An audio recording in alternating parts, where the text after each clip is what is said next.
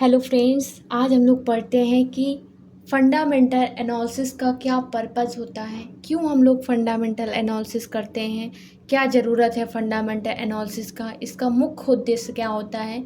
तो जो सैद्धांतिक विश्लेषण होता है उसका मुख्य उद्देश्य होता है स्टॉक शेयर। जब हम लोग शेयर खरीदते हैं किसी कंपनी का, तो किसी भी कंपनी का शेयर खरीदने से पहले या फिर जब स्टॉक मार्केट में कोई भी शेयर खरीदें तो स्टॉक के मूल्यों का वास्तविक अनुमान लगाने से है।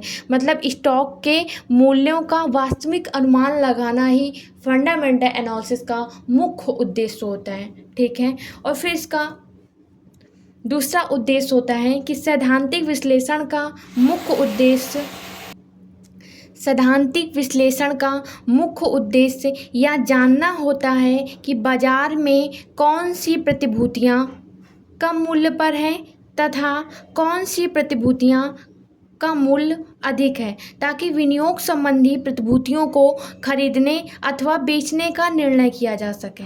मतलब इसका क्या है, पहला पॉइंट ये बोल रहा है कि जब हम लोग सैद्धांतिक विश्लेषण करते हैं तो हमको ये पता चल जाता है कि बाज़ार में ऐसी कौन सी सिक्योरिटीज़, ऐसे कौन से शेयर हैं जिनका मूल्य ज़्यादा है या फिर जिनका मूल्य कम है, या फिर जिनका मूल्य भविष्य में ज़्यादा हो जाएगा या फिर जिनका मूल्य भविष्य में कम हो जाएगा। इस बात से हमें ये पता चल जाता है कि हम उन सिक्योरिटीज़ को बेच दें या फिर खरीद दें। अगर कोई ऐसे शेयर है जो हमें लगता है कि जिनका मूल्य अभी कम है लेकिन भविष्य में उन शेयर का मूल्य अधिक हो जाएगा या फिर बढ़ जाएगा, तो हम क्या करते हैं, उन शेयर को खरीद लेते हैं। लेकिन जब हमें ये पता चलता है कि नहीं, ऐसा भी हो सकता है जो कुछ शेयर हैं या किसी कंपनी के शेयर हैं उनका भविष्य में प्राइस डाउन हो जाएगा या फिर गिर जाएगा, तो हम क्या करते हैं, उन शेयरों को फटाफट बेच लेते हैं। ऐसा हम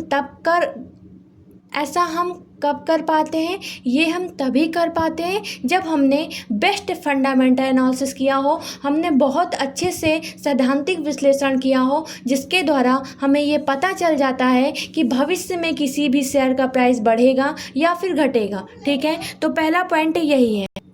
ठीक है।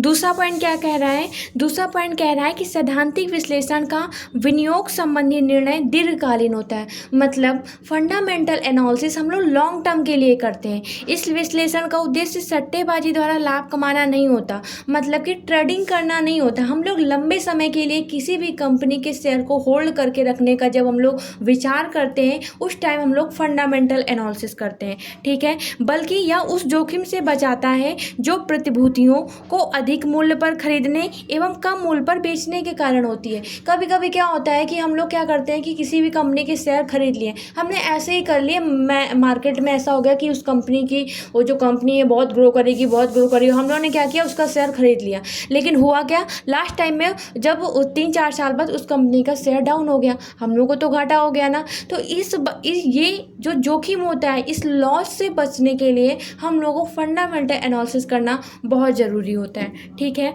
फिर तीसरा पॉइंट हमारा क्या है कि सैद्धांतिक विश्लेषण का उद्देश्य बाजार पर काबू पाना होता है। बाजार पर काबू कैसे पाना होता है, प्रतिभूतियों को कम मूल्य पर खरीदना तथा विनियोग पर अप्रत्याशित लाभ कमाना ही बाजार पर काबू पाना। बाजार पे आप कैसे कंट्रोल कर सकते हैं, जब आपको पता होगा कि अच्छा इस कंपनी का शेयर आगे बढ़ जाएगा, मतलब आपको पता है कि भविष्य में इस कंपनी का शेयर बढ़ने वाला ही है, आपको बिल्कुल डाउट नहीं है, आपने इतना अच्छा फंडामेंटल एनालिसिस किया कि आपको बिल्कुल पता है। और आप क्या कर सकते हैं, अगर आपको पता है तो आप जब उसका शेयर कम प्राइस पर था आपने उसको खरीद लिया, इसके बाद जब वो शेयर का प्राइस बढ़ जाएगा आपने उसको बेच दिया, तो आपको क्या होगा, आपको क्या बोला, ये अप्रत्याशित लाभ, मतलब कि आपको बहुत ज़्यादा प्रॉफिट हो जाएगा। और ये प्रॉफिट तभी हो सकता है जब आप फंडामेंटल एनालिसिस करेंगे। तो फंडामेंटल एनालिसिस हम क्यों करते हैं, तो उद्देश्य क्या होता है, इसका मुख्य उद्देश्य यही होता है किसी भी शेयर के, किसी भी स्टॉक के जो उसका वास्तविक मूल्य होता है उसको जानना, और आगे भविष्य में उसका प्राइस क्या रहेगा, क्या वो शेयर का प्राइस ग्रो करेगा, ये सब जानने के लिए फंडामेंटल एनालिसिस किया जाता है। और फंडामेंटल एनालिसिस का यही मुख्य उद्देश्य होता है, और तभी आप जाके अपने बाजार पे कंट्रोल कर सकते हैं, आपको जब सब पता होगा। ठीक है, तो आज के लिए इतना ही, धन्यवाद।